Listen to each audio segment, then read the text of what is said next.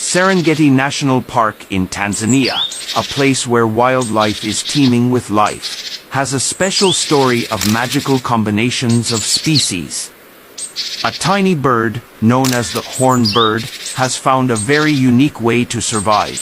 It lives inside the horns of wild animals such as buffalo, antelope, and rhinoceros.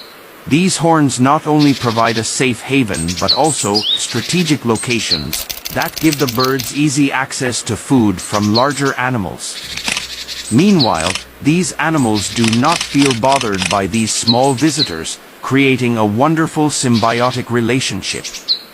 This is not only a testament to the creativity and flexibility of nature, but also shows that every creature, no matter how small or large, has an important role to play in this wonderful ecosystem. The Serengeti nature is truly magical and